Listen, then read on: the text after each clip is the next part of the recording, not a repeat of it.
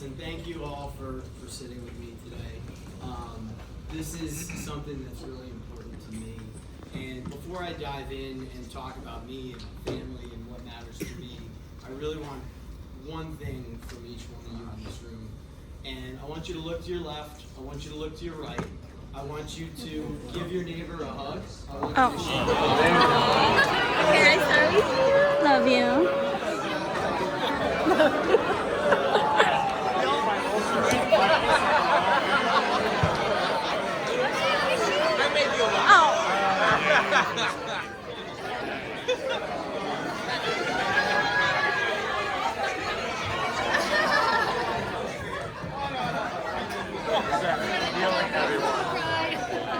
It's going to be a feeling, everyone.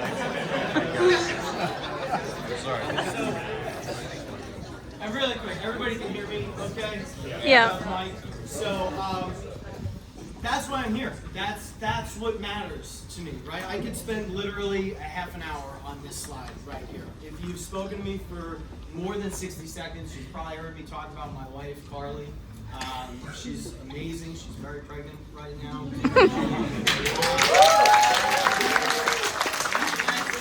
That's why she hasn't been around for a lot of our, drinking festivities, etc. But that's Carly and I in the top left on our wedding day. We got married at the Boathouse in Central Park. We've been together 15 years. We got married in 22.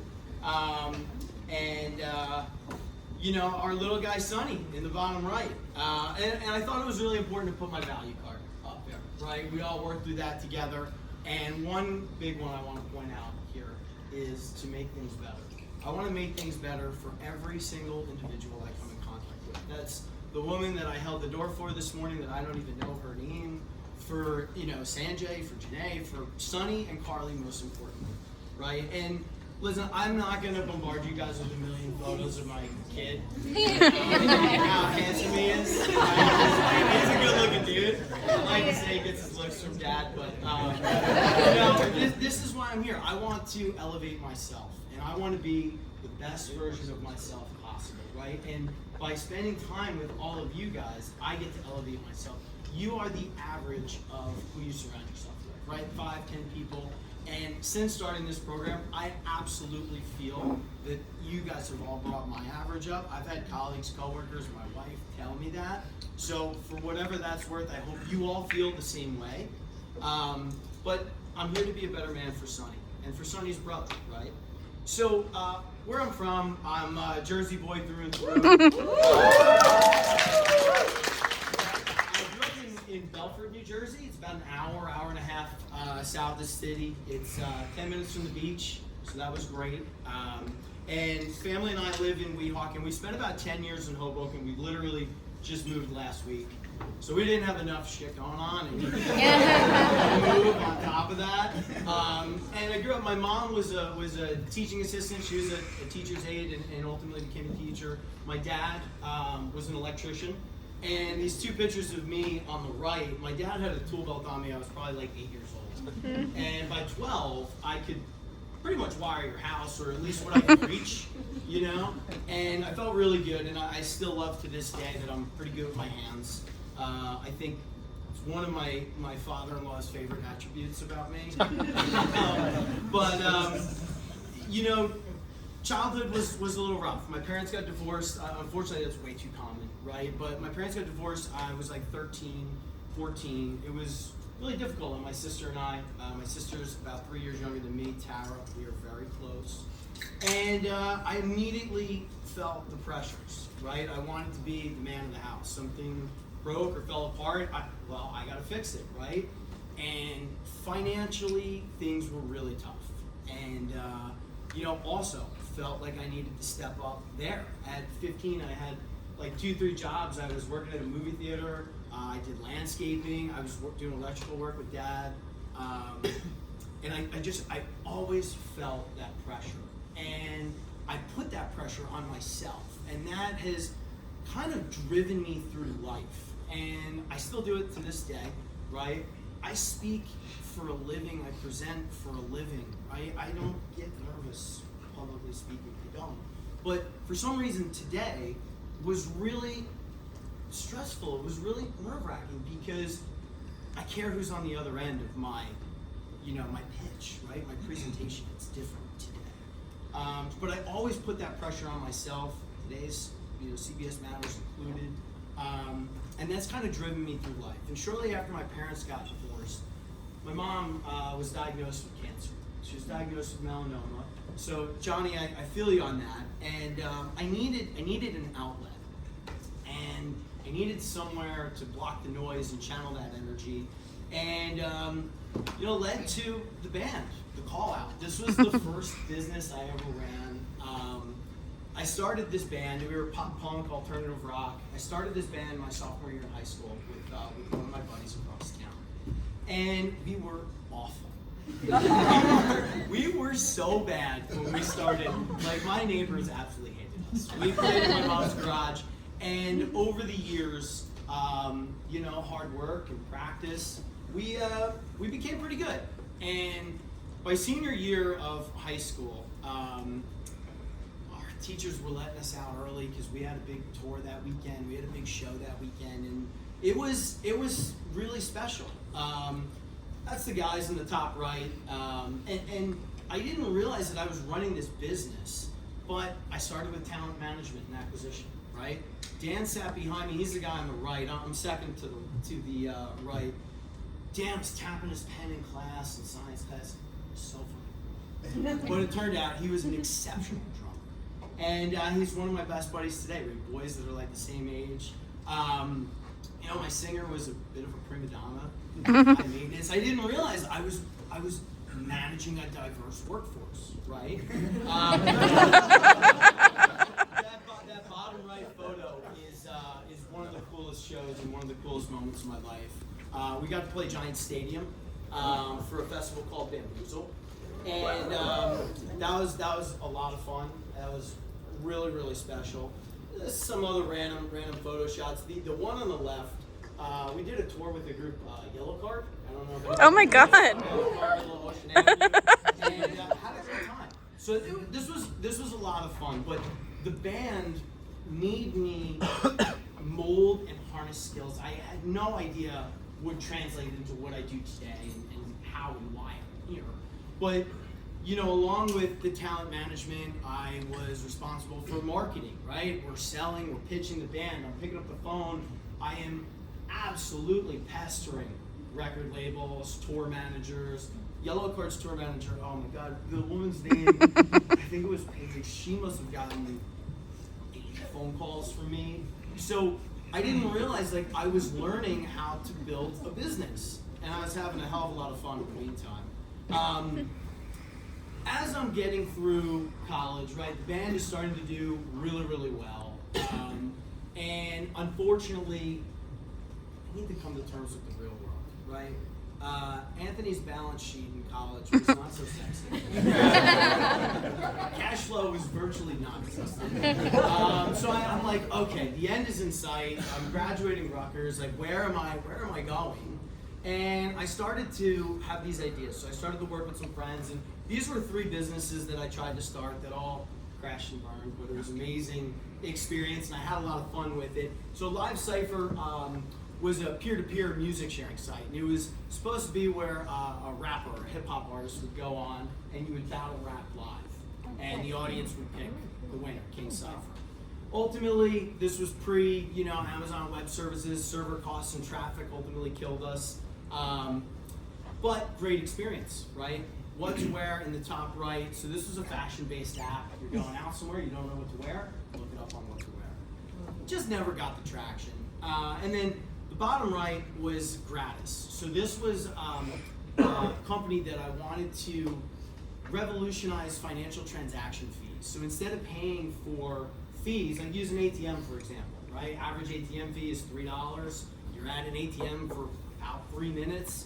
What if instead of you paying that $3, Nike, Under Armour, whoever knows all of your demographic data that the bank has, and they could give you a targeted ad, and maybe Nike covers that fee. If you're in a rush, all right, fine, you waive the fee, and you move on with your day. But ultimately, got a patent attorney in DC, and unfortunately, Visa said that we infringed on their patent. And being that the balance sheet for Anthony was very, very light, we did not have the resources to do battle, so we moved on. But graduated Rutgers.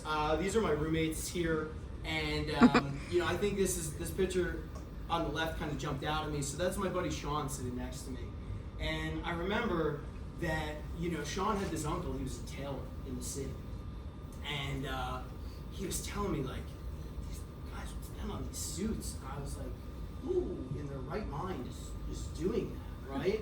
He would work there on the summers.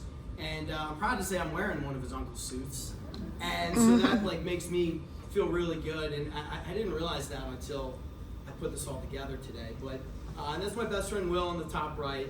He's been there through me, through and through some of the worst moments in life. Right, I've looked to him. The bottom right, pre-law society. I wanted to become an attorney. I wanted to be a litigator. I wanted to go, fight the good fight. I also wanted to do maybe entertainment law, right? Anybody watch Entourage? Right? The band wasn't really working out, and I didn't have the face for movies, so I'm like, maybe I could be like Ari Gold behind the scenes, putting the deals together. And what's funny is it was actually my business law professor that encouraged me to get into commercial real estate. And where's Mitchell? So Mitchell and I did the podcast Inside the Cohort. Thank you for having me.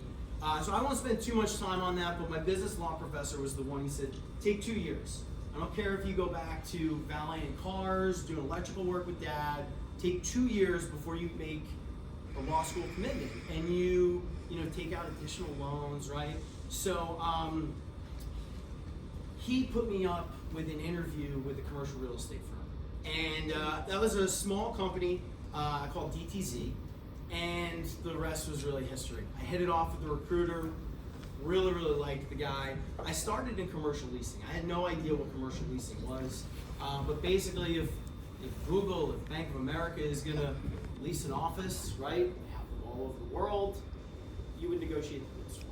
So I had a very short run at DTZ. There was a series of mergers, acquisitions, and ultimately I wasn't getting like the mentorship there.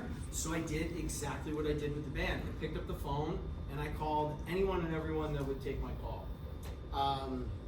Ended up getting in the door at CBRE, getting in front of my boss, who's the chairman of CBRE, and almost 11 years later, next month will be 11 years. It's been a wild ride, and my role has grown from commercial leasing to I look at myself as more of a quarterback. Right, CBRE is the largest commercial real estate services and investment firm in the world. And we do everything from, again, transaction management, buying, selling, leasing buildings, to managing your portfolio, right? Construction management, etc. I look at myself as a quarterback that curates and pulls all the strings across the organization. And it's really been a pleasure and a privilege to be there. These are some of my clients. It's really been a pleasure to work with everybody on this team. We normally work with the C-suite, head of real estate, so I'm seeing it at the highest level, and it's a true privilege to be there. I know I'm running out of time, and Hudson Yards has been a big project that really changed my life. If anybody's not familiar, it's on the west side. It's on 30th to 34th Street from 10th to 12th Avenue, and this project single-handedly, changed the game for me. When I got into CBRE, again, I used all the skills that I did with the band. Wasn't afraid to pick up the phone, and my boss saw that and he gave me a shot. And I worked on a team of 4 people that oversaw the largest commercial real estate development in the history of the United States. What you're looking at is the master plan. So from 10th to 11th Avenue, that street right in the middle, that's existing today. And I worked on all the commercial towers there, 10 Hudson Yards, which is Coach, L'Oreal, 30 Hudson Yards. We just did 750,000 square feet of leasing there last year. That's Warner Brothers Discovery. 50 Hudson Yards. There's a massive technology company in there. I'm not legally allowed to say their name, but that was the biggest deal I've ever been a part of in my life, for over 1 million square feet. And 55 Hudson Yards, Stephen Cohen, .72. So this has really taken up a majority of the last 8 years of my life, and it's been a true privilege to work on this project. I talked about my mom, and if I could take an extra 30 seconds, I talked about my mom having cancer. and I talked about financial struggles up front. Something very important to me, and I want to send you all off with this, is in my free time I've worked with the Melanoma Research Foundation. And thank God Mom is cancer-free today. And I could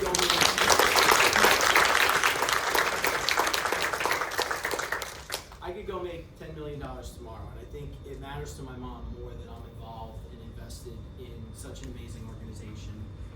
So I've been co-chair of their gala and on their fundraising committee, and since I got involved in 2014, I've helped them raise over $9.5 million towards cancer research. I know. And that's something I'm really proud of. So we have a gala every year. I will absolutely be sending invites to all of you. I would love for you all to join. I'd love for you to come and hang with us. Praneeth was kind enough. He said he was going to contribute $100 grand.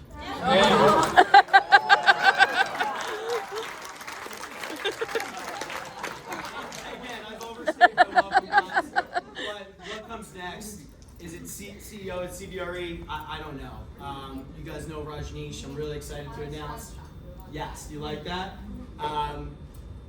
You guys know Rajneesh Cluster B. I am very fortunate he asked me to help him and join him as a co-founder of DocDwell, and we're going to try to revolutionize housing and medical space. So more to come on that. I would love to own New York's hottest restaurant, as Marina mentioned. And listen, I need internships for my boys. Sonny is 20 months old. His brother is not here yet. He comes in June. You are all the future CEOs and leaders of companies globally. Take care of my boys. We